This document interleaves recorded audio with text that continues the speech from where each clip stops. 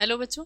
CUET PG का registration form आ चुका है और बहुत ही जल्द सीयूईटी यूजी 2025 का रजिस्ट्रेशन फॉर्म भी आने वाला है। फरवरी के फर्स्ट वीक में, नहीं तो सेकेंड वीक में यूजी का भी आपका रजिस्ट्रेशन फॉर्म आ जाएगा। आज हम बात करेंगे कि जब भी हम फॉर्म फिल करते हैं, फॉर्म फिलिंग के टाइम पर हमें कौन कौन सी गलतियां नहीं करना चाहिए। बहुत सारे बच्चे बहुत अच्छे से तैयारी करते हैं, लेकिन जब वे फॉर्म फिल करते हैं तो ऐसी बहुत ही माइनर मिस्टेक कर देते हैं, ऐसी बहुत गलतियां कर देते हैं अनजाने में, या फिर साइबर वाला गलती कर देता है, जिसकी वजह से जब वो काउंसलिंग में जाते हैं या फिर कभी कभी तो जब एग्ज़ाम सेंटर पर ही जाते हैं तो उन्हें वापस आना पड़ता है, वह एग्ज़ाम नहीं दे पाते। किसी तरीके से अगर वो एग्ज़ाम देते भी हैं तो भी वो काउंसलिंग के टाइम पर यूनिवर्सिटी के हिसाब से उन्होंने अपनी रिक्वायरमेंट फिल नहीं की होती है, फॉर्म में कुछ गलतियां कर दिए होते हैं, जिसकी वजह से बहुत सारी यूनिवर्सिटी से वो कट ऑफ हो जाते हैं। ठीक है, तो आज हम उन्हीं सारे बातों के बारे में जानेंगे कि कौन कौन सी गलतियां हमको अवॉइड करनी है जब भी हम फॉर्म फिल करते हैं, उस टाइम किन किन बातों पर हमको अच्छे से ध्यान रखना होता है। जैसे आपके पास पहला चीज़ है, जब भी हम अपनी पर्सनल डिटेल डालते हैं उस समय जो भी हमारी नेम है या फिर जो हमारा पेरेंट्स का नेम होता है या हमारी डेट ऑफ बर्थ है, वो उसमें हमको गलती नहीं करनी चाहिए। ये हमको किस हिसाब से रखना चाहिए, ये हमको रखना है 10th की मार्कशीट के हिसाब से। ठीक है, तो जो भी 10th की मार्कशीट में आपका नाम है, स्पेलिंग मिस्टेक भी नहीं होनी चाहिए, ना ही आपको टाइटल में कुछ परिवर्तन करना है। जैसे भी आपका 10th में जो भी आपका नाम, parents name, date of birth है, बिल्कुल वही एज इट इज आपको लिखना है। और ये भी है कि जो भी आपका 10th का मार्कशीट है उसमें जो नाम है वही आप अपने आधार कार्ड में भी अपडेट करा लीजिए। ठीक है, तो बहुत सारे बच्चों का आधार कार्ड में कुछ गलतियां होंगी, तो अपने आधार कार्ड को क्या कराना है, अपडेट कराना है। जो चीज़ें आपकी 10th की मार्कशीट में है उसी के हिसाब से आपको रखना है अपने आधार कार्ड में। और इसका बायोमेट्रिक भी आपको अपडेट करना है। कभी कभी आपका बहुत पहले का बना हुआ होगा, फिंगरप्रिंट नहीं लगता होगा। फ़ोन नंबर भी आपको इसका अपडेट करा लेना है, क्योंकि ओटीपी उसी पे आएगा। ठीक है, तो नेम हो गया आपका, पेरेंट्स नेम हो गया, डेट ऑफ बर्थ, ये 10th और आधार कार्ड के हिसाब का, मतलब तीनों में आपके पास सेम होना चाहिए। जो 10th में है वही आधार में होना चाहिए और वही रजिस्ट्रेशन फॉर्म में होनी चाहिए। जो ये दोनों चीज़ें हैं, मेल है और मोबाइल नंबर है। तो जो जब भी आप फॉर्म फिल करते हैं, रजिस्ट्रेशन फॉर्म फिल करते हैं, उस समय आपकी अपनी ही मेल आईडी आपको डालनी है, या फिर ऐसी मेल आईडी डालिए जो आपके पास लंबे समय तक रहे, कम से कम जब तक आपका कोर्स कंप्लीट ना हो तब तक वो मेल आईडी और वो फ़ोन नंबर रहे। जब भी एनटीए आपको नोटिफिकेशन भेजता है, कोई भी बात होती है या कोई भी मैसेज आपको आता है, तो वो मेल पर आता है, नहीं तो मोबाइल नंबर पर आता है। या फिर उसके बाद वही चीज़ें आपकी चली जाती है यूनिवर्सिटी में, वही डिटेल आपका यूनिवर्सिटी में जाता है। तो जब यूनिवर्सिटी आपको कुछ भेजता है तो वो भी आपको उसी मोबाइल नंबर में या उसी मेल आईडी पर आता है। तो बेसिकली आपको अपना ही मेल, अपना ही मोबाइल नंबर और जो भी ओटीपी होता है उसके बारे में भी आपको, मतलब जो आपका पासवर्ड होता है वो भी आपको पता होना चाहिए। और या फिर आप ओटीपी के थ्रू तो जनरेट कर सकते हैं, लेकिन अपनी मेल आईडी और अपना ही फ़ोन नंबर डालें। ठीक है, डॉक्यूमेंट रिक्वायर्ड देखें कि कौन कौन सा डॉक्यूमेंट हमको रिक्वायर्ड होता है, कौन कौन से डॉक्यूमेंट की ज़रूरत होती है। पहला है आपका कैटेगरी सर्टिफिकेट। कैटेगरी सर्टिफिकेट में आपका आता है ईडब्ल्यूएस आता है, एसटी आता है, एससी आता है, ओबीसी आता है, और भी बहुत सारी चीज़ें हैं कोटा वाली, जैसे पीडब्ल्यूडी है, कश्मीरी माइग्रेंट्स है, ये सारी चीज़ें, और आर्मी कोटा के जो लोग होते हैं। ठीक है, ये सारी चीज़ें मतलब विडो वाली चीज़ें। ठीक है, ये हो गया आपके पास। और आपके पास होनी चाहिए मार्कशीट। मार्कशीट में क्या होनी चाहिए, आपके पास 10th की मार्कशीट होनी चाहिए और 12th की होनी चाहिए। मतलब 12th की अगर नहीं आई है तो सॉफ्ट कॉपी में आपके पास ऑनलाइन मार्कशीट तब तक आ जाती है, वो आपके पास होना चाहिए, नंबर पता होना चाहिए। और आईडी प्रूफ, जो भी आपके पास आधार है, पैन है, वही आपका आईडी प्रूफ होता है, वो आईडी प्रूफ आपके पास एक होना चाहिए।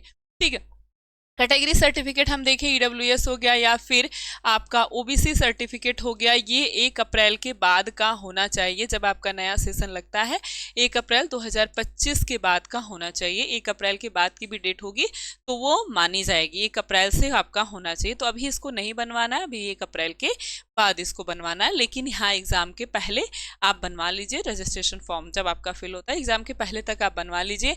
और एससी एसटी या फिर ये जो चीज़ें हैं ओबीसी की, ये सारी आपके पास सेंट्रल गवर्नमेंट की होनी चाहिए, जैसे ईडब्ल्यूएस हो गया या फिर कश्मीरी माइग्रेंट्स, पीडब्ल्यूडी हो गया। ठीक, क्योंकि एनटीए है सेंट्रल गवर्नमेंट का, तो इसमें आपके पास सेंट्रल गवर्नमेंट की चीज़ें होनी चाहिए, सर्टिफिकेट होना चाहिए। अगर ये सर्टिफिकेट आपके पास नहीं है और आपने अपने रजिस्ट्रेशन फॉर्म में अपनी कोई कैटेगरी फिल की है, तो अगर सर्टिफिकेट नहीं है या सर्टिफिकेट ऐसे बना है जो आपके लिए मान्य नहीं है, वैलिड नहीं है, तो आप फिर जनरल में काउंट होंगे। और जब अगर आप जनरल में काउंट होंगे तो फिर आपकी कट ऑफ हाई चली जाएगी। अगर आपका स्कोर कम है तो फिर आपका एडमिशन नहीं हो पाएगा। ठीक है, इसलिए क्या करना है, अपने कैटेगरी सर्टिफिकेट को अच्छे से बनवा लेना है। और मार्कशीट आपके पास 10th की होगी, 12th की मार्कशीट तब तक आ जाएगी, वो आपका काम चल जाएगा। आईडी प्रूफ में आपके पास कोई आईडी प्रूफ होना चाहिए, आधार कार्ड अपडेट करा लीजिए, आपका आईडी प्रूफ हो जाएगा। अब हम बात करते हैं सब्जेक्ट कॉम्बिनेशन पर या सब्जेक्ट सिलेक्शन पर या यूनिवर्सिटी सिलेक्शन पर।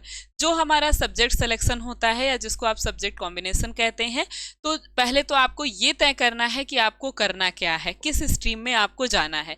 या फिर आपके पास दो तीन ऑप्शन होते हैं, जैसे किसी किसी को बीएससी मैथ से करना है, कभी आप फिजिक्स से भी हो सकता है, किसी का केमिस्ट्री से भी, कि कोई भी ऑप्शन मिलेगा मैं कर लूँगा या कर लूँगी। या फिर उसके बाद आप किसी और स्ट्रीम में जाना चाहते हैं, कुछ बच्चे एग्रीकल्चर में जाना चाहते होंगे, ठीक है, या फिर कुछ कहीं और जाना चाहते हैं, या फिर बायो के बच्चे हैं उनका कहीं और सिलेक्शन है, नर्सिंग में जाना चाहते हैं, या फिर किसी और बायो से करना चाहते हैं, बॉटनी से करना चाहते हैं। तो ये आपको पता होना चाहिए कि आपको कौन कौन सी स्ट्रीम में आगे जाना है। जो भी 3-4 चीज़ें हैं उसको आपको लेकर अपना सब्जेक्ट सिलेक्शन करना है। बेसिकली अगर आप 3 डोमेन लेते हैं, एक लैंग्वेज लेते हैं और एक जीएटी का पेपर लेते हैं, तो आप लगभग सभी कोर्स के लिए एलिजिबल हो जाते हैं। ठीक है, तो आपका ये काम हो गया, 5 सब्जेक्ट हो गया। और यूनिवर्सिटी सिलेक्शन हमको कैसे करना है, तो जो भी आपका एम है उस हिसाब से आप देखेंगे। जब भी आप सब्जेक्ट डाल देते हैं ना तो यूनिवर्सिटी आ जाती है, या फिर जब आप यूनिवर्सिटी डालते हैं तो उस यूनिवर्सिटी के लिए, उस स्पेसिफिक स्ट्रीम के लिए, मतलब आपको बीएससी मैथ करना है, उसके लिए कौन कौन सा सब्जेक्ट, जैसे बीएचयू है, अब उसके लिए अगर आपने बीएचयू को सेलेक्ट किया तो वो आपको बताएगा कि बीएससी मैथ आपको करना है, तो आपके पास 3 डोमेन होना चाहिए, एक आपके पास लैंग्वेज का पेपर होना चाहिए, मतलब सिर्फ 3 डोमेन होना चाहिए, वो आपको स्पेसिफाई करता है। या फिर आपने डीयू डाला, तो डीयू में क्या है कि जो आपका 12th में सब्जेक्ट है वही सब्जेक्ट आप ले सकते हैं और उसी से आप आगे कर सकते हैं। या जो सब्जेक्ट आपने लिया है, जो आपने अप्लाई किया है रजिस्ट्रेशन फॉर्म में, उसी के थ्रू आप आगे कोर्स कर सकते हैं ग्रेजुएशन का। तो वो सारी चीज़ें जब आप यूनिवर्सिटी डालते हैं वो सारी चीज़ें आपको आती हैं। या फिर आप पहले से पता कर लीजिए कि मेरा जो स्ट्रीम है या जो मैं करना चाहती हूँ उसमें कौन कौन सा सब्जेक्ट है, या फिर उसमें कौन कौन सी यूनिवर्सिटी हैं, अच्छी यूनिवर्सिटी हैं जो कि हमको सिलेक्शन दिलाएंगी। क्योंकि अगर आप यूनिवर्सिटी सेलेक्ट नहीं करते हैं सीयूटी के फॉर्म में और बाद में आप ऐसा सोचते हैं कि मैं इस यूनिवर्सिटी में एडमिशन ले लूँ सीयूटी के थ्रू, तो ऐसा बिल्कुल नहीं होगा। जब भी आप एडमिशन लेने जाते हैं तो आपको, या नोटिफिकेशन आपको जब भी आता है तो यूनिवर्सिटी से आता है, जब आप सीयूटी का फॉर्म फिल किए होंगे वहाँ पे आपका अच्छा स्कोर होगा, और उसके बाद जब आप उस यूनिवर्सिटी का भी आपने फॉर्म फिल किया होगा, काउंसलिंग फॉर्म फिल किया होगा, तब आपको नोटिफिकेशन आएगा।